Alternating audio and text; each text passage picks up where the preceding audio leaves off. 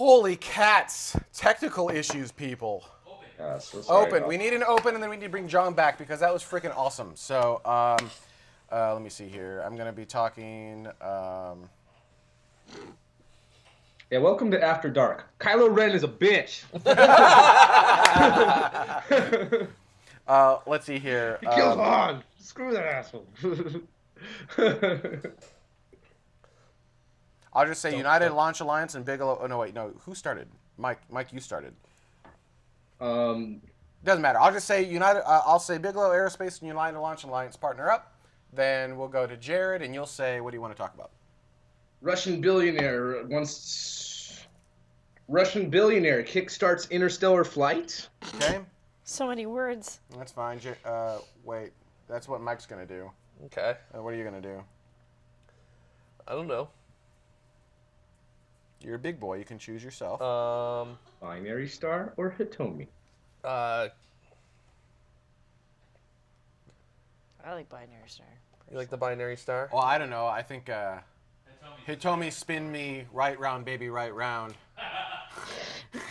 Do you want me to do that? I could just Okay. do you spin me right round, baby. Right. Wouldn't we have to? Oh, that's copyright though. Yeah, Yeah. we wouldn't be able to do that. Well, actually, no. That actually gets into a sketchy area of copyright that I don't want to touch. But all right. So anyhow. Okay.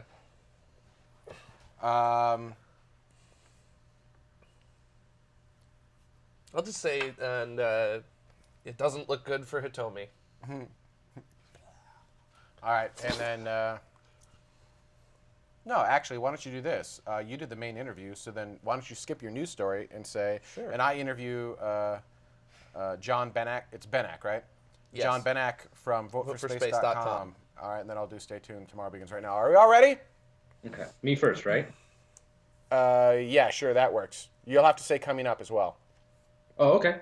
All right, so it'll go you, me, Jared. Here we go. Number one. Coming up, a Russian billionaire is kickstarting interstellar flight. United Launch Alliance and Bigelow team up. And I interview John Benak from VoteForSpace.com. Stay tuned. Tomorrow begins right now. I like how I slowed that one down. I was like, right in your face. Very nice. Yeah, That was like good. done. What do you think, chat room? I feel Wow. like that Yeah, what was do you think? done. That was a one-taker? One-taker? We couldn't start the show on time, but we could end it quickly.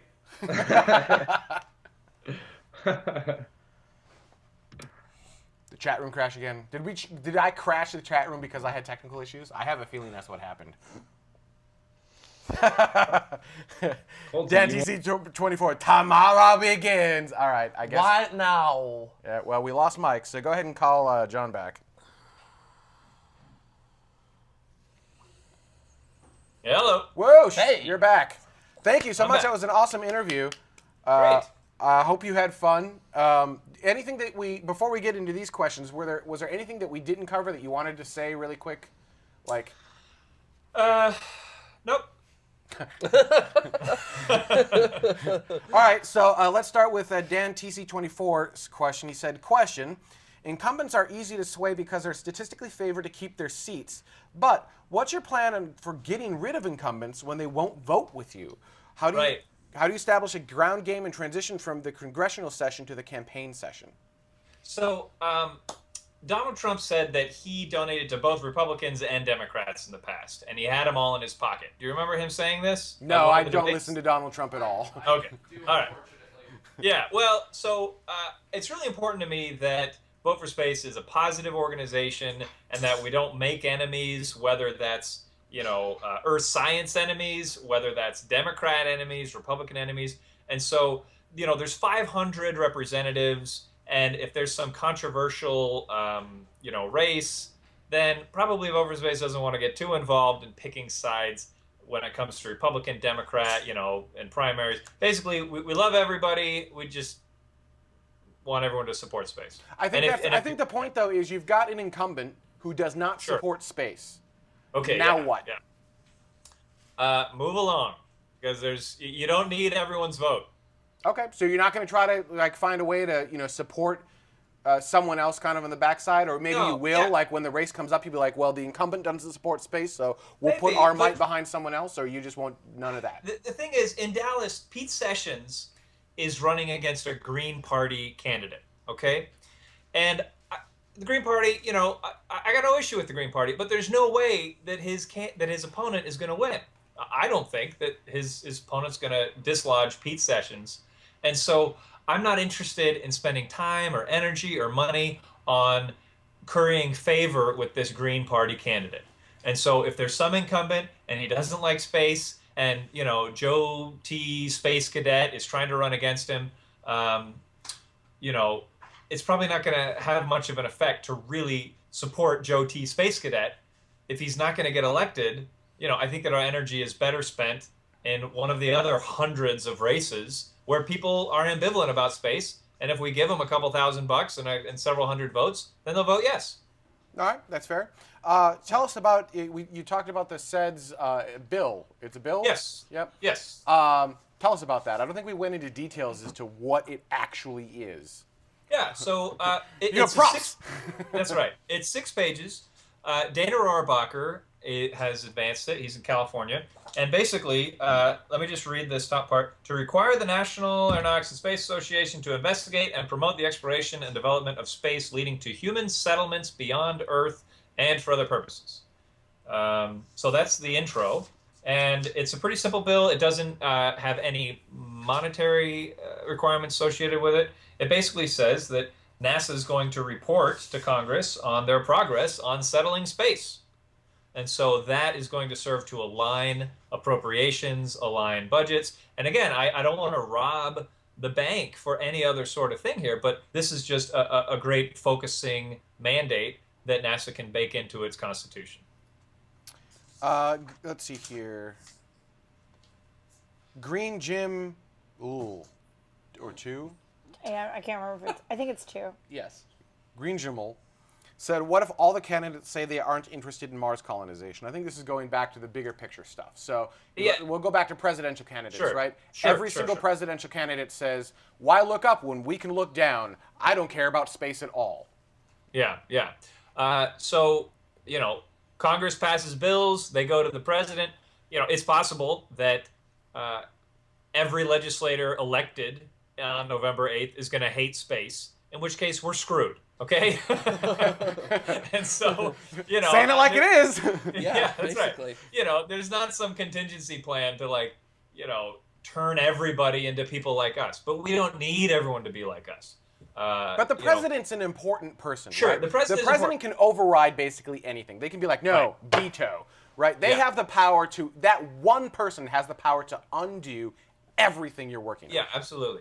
So I believe that the Republican and Democratic parties are kind of like, they're PACs. They work together, and the president campaigns for congressmen, and congressmen stump for the president. And so, what we're trying to do is be like every other special interest group out there. I mean, do you think the president really cares that much about oil? Do you think these senators really care that much about some of these special interest issues that they're legislating on? No, they don't care as much, but their constituents care. Their money contributing, get out the vote, mobilize constituents care. And that's how democracy is supposed to be, is that people represent their supporters who put them there. So Space Kyle says Congress has more power over space policy than the president. The president might have a signature program, but that's about it. That is true and untrue at the same time. Well, so if president, like you said, the president doesn't really care and they just let stuff pass through, then you're fine. But if the president openly decides, you know what? No, I want to put my foot down. Nixon is a great example of. He basically wanted it all gone. He went with the minimum possible program he could and not get shoved out of office, right? The minimum he could. You can have a president that does that. So you're right. The policy itself may not be set by the president, but the president can have a direct impact on that policy. Okay. It's all important.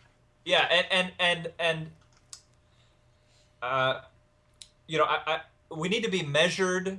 I certainly don't want to tell anyone to slow down, but I have what I believe is a realistic expectation for what we can accomplish. And I think that what we can accomplish is tremendous and everything we need to accomplish. But I don't think that we're going to get the next president, going to space camp. That being said, That'd be cool, though. Would be nice. that being said, if we had 10% of the population, if we had everyone listening to the show, all the members of Planetary Society, Space Society, if we had all these people talking to presidential candidates at town halls, writing to candidates, donating to candidates, saying, hey, I'm so excited that you are going to be the president because you represent me and I care about space. The presidents, the candidates, they flip-flop, they pander. What? They do. No! No way. I don't They believe try that to- for a minute. Yeah, look, the person who's out there with their own agenda isn't still in the race. The people that are in the race, I mean, I don't want to talk too specifically, but generally, if you move far in politics, that's because you know how to get support from people who are different from you. That does make sense. So we harped on the president, but in the end, generally speaking, doesn't matter that much, right? Because as Space Kyle said, they are just going to have their signature program. That's going to be Constellation, which will get canceled. It's going to be SLS, which will eventually get canceled. Well, kind of SLS. That's not even the Obama thing. That was the asteroid part of it, which is its own little thing. So that isn't ultimately, as long as you don't have a president who decides I actively hate space, it doesn't matter that much. Then you've got and what president's going to go? I actively hate space. That's not necessarily real. Immediately you alienate 10% of the population, and a huge federal program. That's not going to happen. Right. So all right. So then we've got Congress. Your best bet's to go and talk. That's something that you, as a U.S. citizen, can go and talk to someone in Congress. But I think a lot of the problems that people have is they don't know how to get started. They don't know who to talk to. They don't know how to start Email that me. process. I'll tell you. Yeah. All right. Cool. So is that information also on the website? I mean, is that something you're working towards? Is that kind of general education of we're making this simple for you? Right. Here's how you can take the least number of steps. Let me peel back the curtain here. I am talking with some potential funders to have 2 full-time staff members. Okay, and what one staff member is going to do is walk the halls of Congress with campaign contribution checks in hand, with some of these bills in hand, with lists of people in those representatives' districts in hand, saying, "Hello, I'm with Vote for Space, and I represent the people that live in your district. Here's some money. Here's what we want you to do, and here's the people that are going to vote for you." Okay, so that's one full-time employee. The other full-time employee is organizing and recruiting grassroots people all across the country to be visiting people like I did, visiting people at their local offices, to be contacting their friends and relatives, that 10% of the population that cares. And so the great thing about this is what political campaigns already do, okay? They get out the vote, they organize, they grassroots, but they do it to promote candidates and not necessarily to promote policies. Some do it to promote policies. And so when I achieve that funding, which, maybe one of your listeners is going to write me a check to, pay 2 full-time employees, that'd be tremendous. Yes, please. But, once I have that, we're going to have just ramping up the level of engagement with candidates and with the listeners of your show and people like them.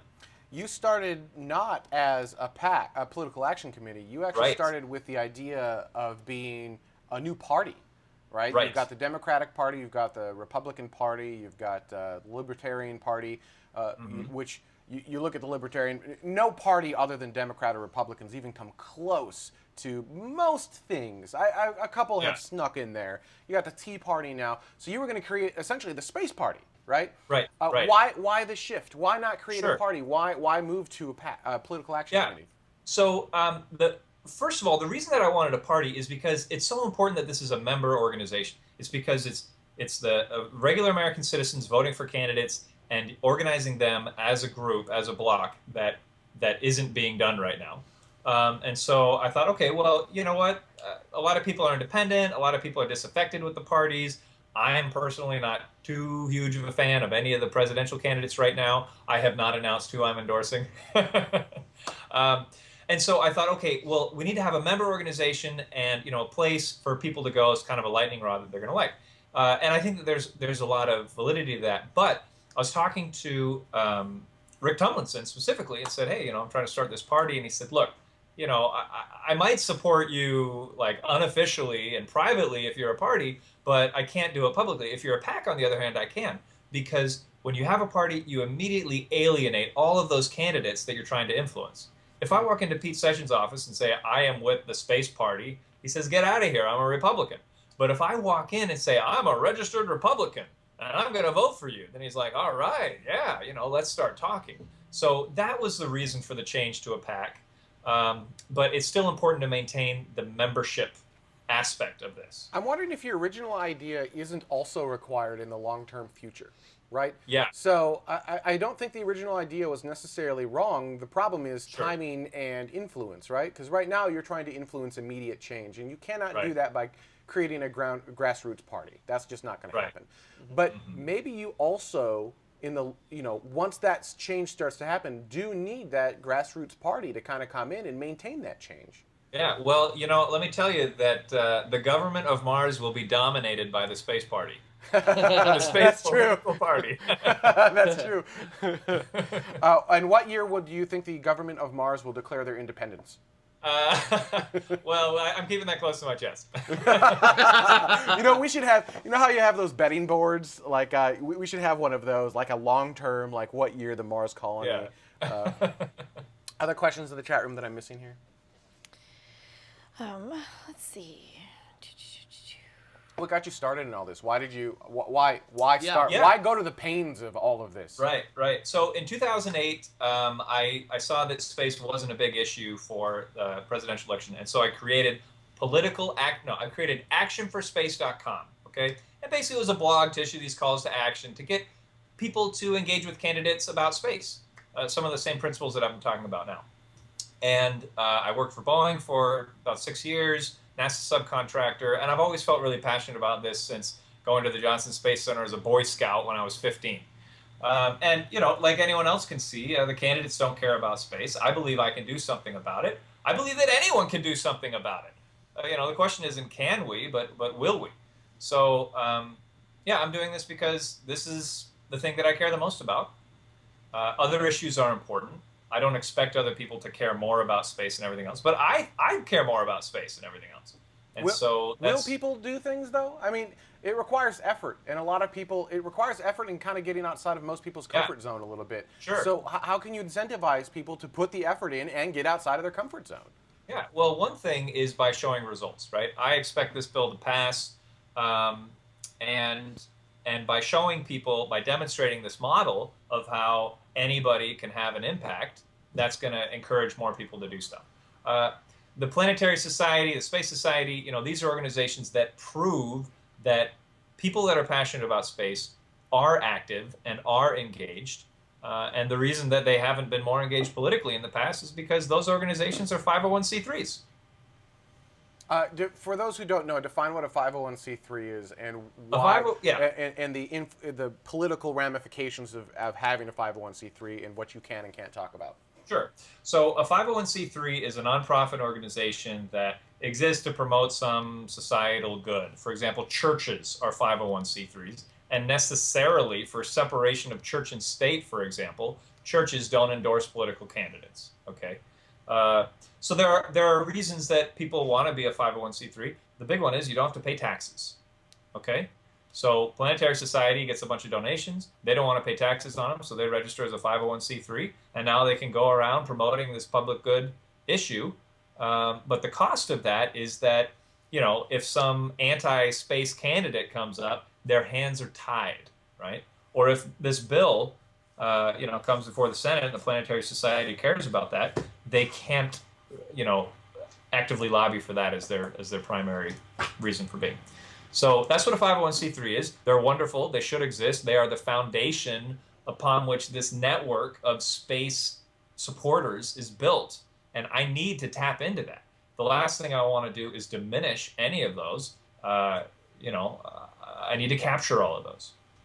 Yeah, we actually, the very reason you talked about not being able to talk about, endorse political candidates or really dive into certain issues or like give opinions on a lot of the things. That is why, for those wondering, TMRO is not a 501c3. We looked at it in the beginning because there are huge advantages to doing it.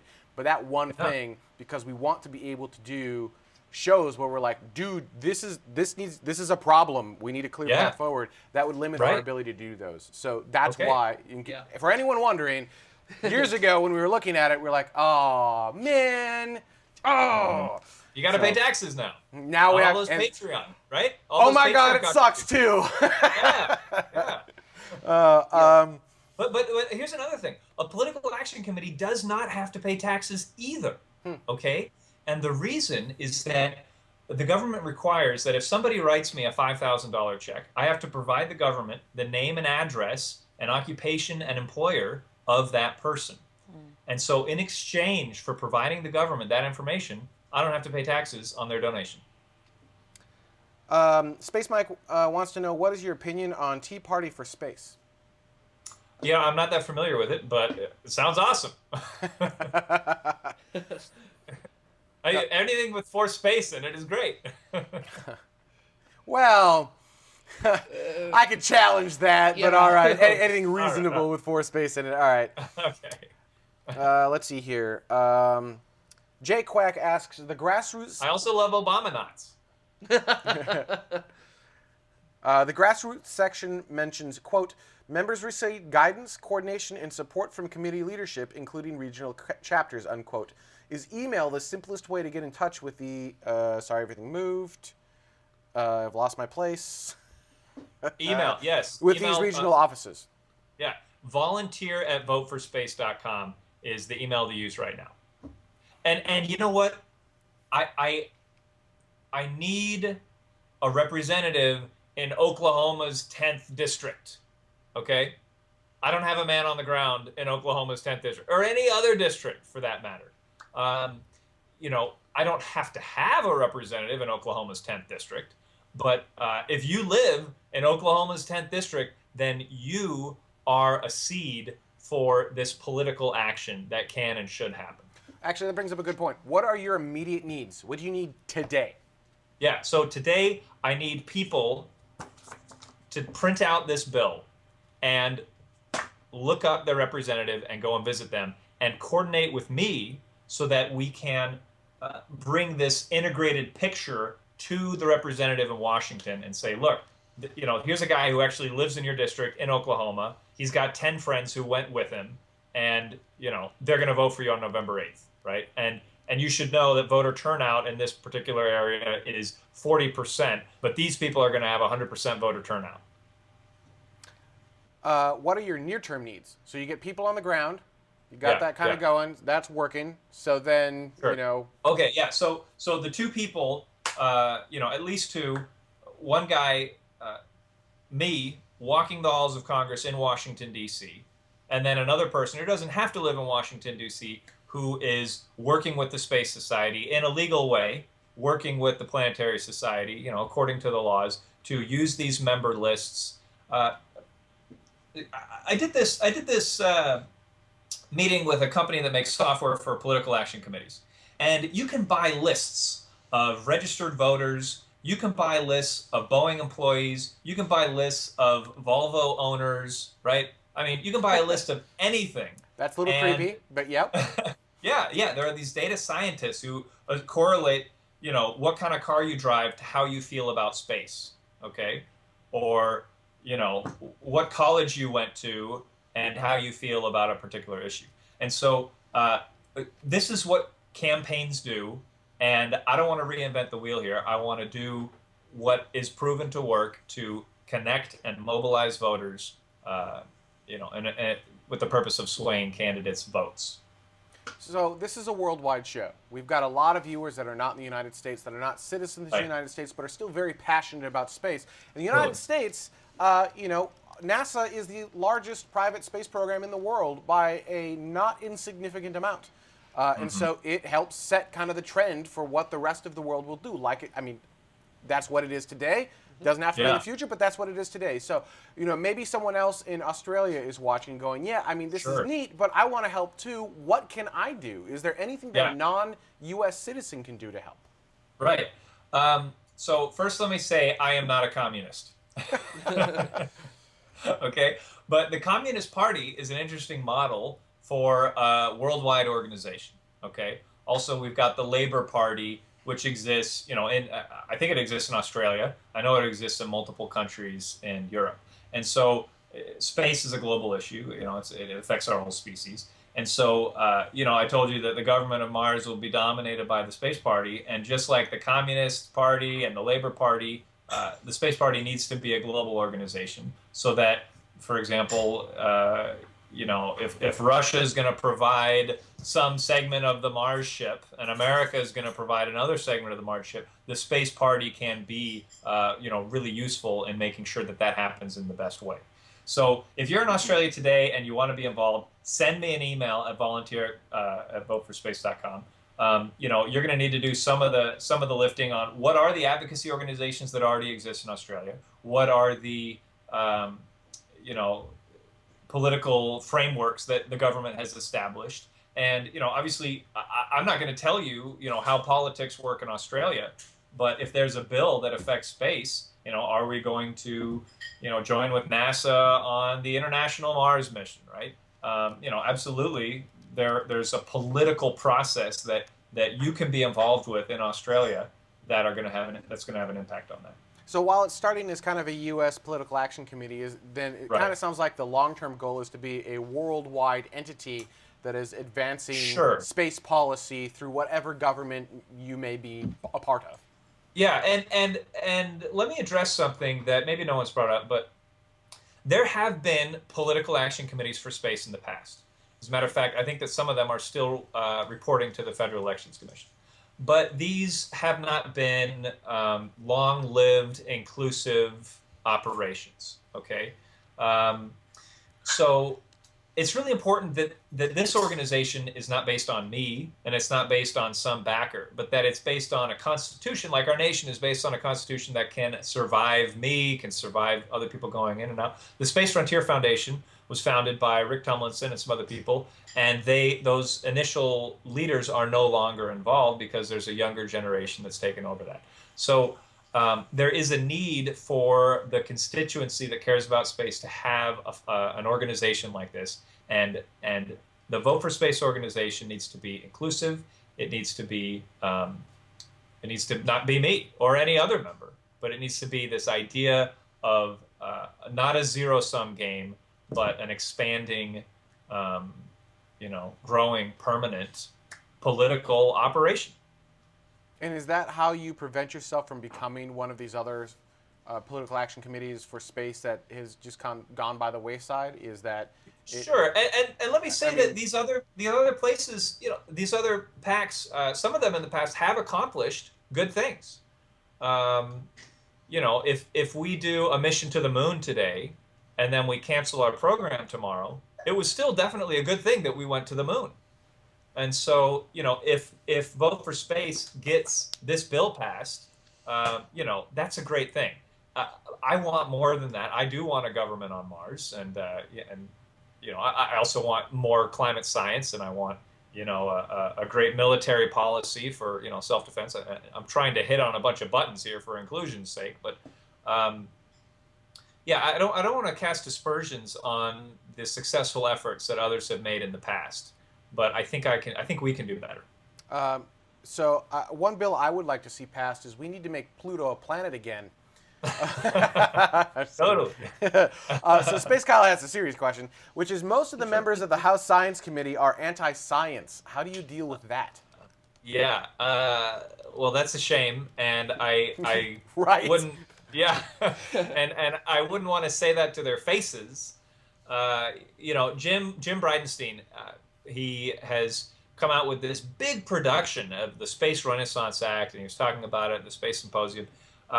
A couple of years ago, he had a bill for weather monitoring, and one of the provisions of this bill was to defund some climate science, about global warming that he didn't believe in. So, I don't want Jim to be an enemy. I think that he's doing some wonderful things with this bill that he's coming out with, and I believe that the Vote for Space can be a positive, inclusive organization, and not at this time really take head on enemies on small points. Jim Bridenstine, I hope, is a big ally to the organization. Even though I don't necessarily no, I disagree completely with the idea that we're gonna, limit the scientific process for political reasons. Yeah. But Jim, I'm not criticizing you, pal. I'm just saying that's how I feel. All right. Any other questions from the chat room? I feel like we're starting to wind. Yeah. Anything that we missed that you wanted to touch on? I know I asked that in the beginning, but I figured before we let No, you go. I know that we can make a difference. If you're watching this, you should be involved, and you can be involved. Email volunteer@voteforspace.com. Help shape this movement. All the other special interests are certainly doing this, and space is no less worthy of a cause for us to put our time on the line to make the world the way we want it to be. Now, I'll point out that you need volunteers. You probably need money too, but right now you need people. You need time. That's right. I mean, right. you need money, but I have a feeling that's not going to come from small donations like our Patreon stuff. It's not going to be a That's little. right. It's going to come from big globs from different areas. So you're not asking for people to sign up and give you money. You're asking for them to sign up, give you time, and help form and create this thing and shape right. it into something that they want to see. Totally. This button here, I made this myself. Okay, let me show you. The my button press. Huh? Nice. Very nice. Pretty sweet, huh? I can make them. Yeah. But that cost me a couple $100. Okay. Ben, I spent like $20 shipping these buttons to you. we don't have them yet. We don't have them Okay. yet. Oh, bummer. Okay. All right. So, I'm not expecting someone to, one of the listeners right now to really change the financial fortunes of this organization right now. And you're right. I do need people. At this point, if you wanted to contribute a little to, I can send you 100 buttons. I'll make them myself. But maybe you can help me with the shipping costs. And, pass these out at your school, at your college. Pass them out at your local Democratic and Republican events. I'll just say that from this side of the table, it's a little bit refreshing because we bring on guests and it's a lot of, hey, we're going to make change, but we need money. We're going to make change, but we need money. Yeah. And I know you're going to need money.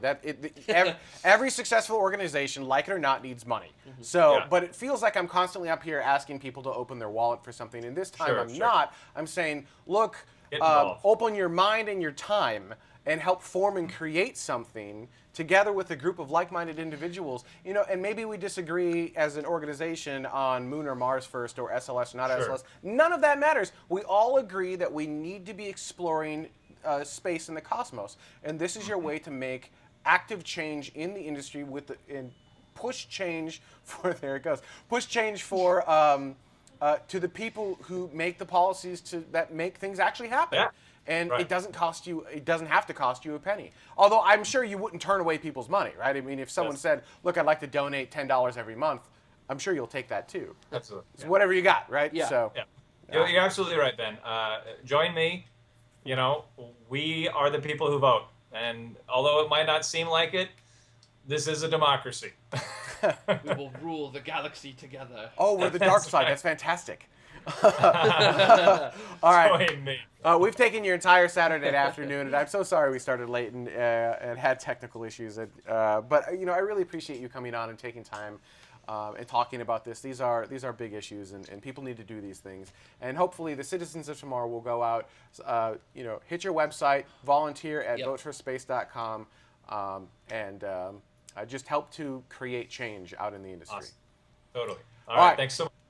Thank you so much for joining us. That is the end of After Dark, everyone. Thank you so much for watching live. Like I said, I will be gone next week, but you will still have Jared, Carrie Ann, and Space Mike. And then Carrie Ann is gone the week after. And once we start getting into, just so everyone knows, once we start. I don't know that that's true. What? I think I might be here this Saturday.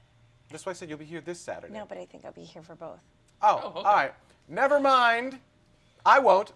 And then come early July, late June, early July, we're going to have an extended outage of shows, just so everyone knows, as we work on moving the studio, which will be the largest and most complex move this we've ever done for tomorrow, and it is going to be beyond. If you thought today's technical issues were hard, just wait until early July.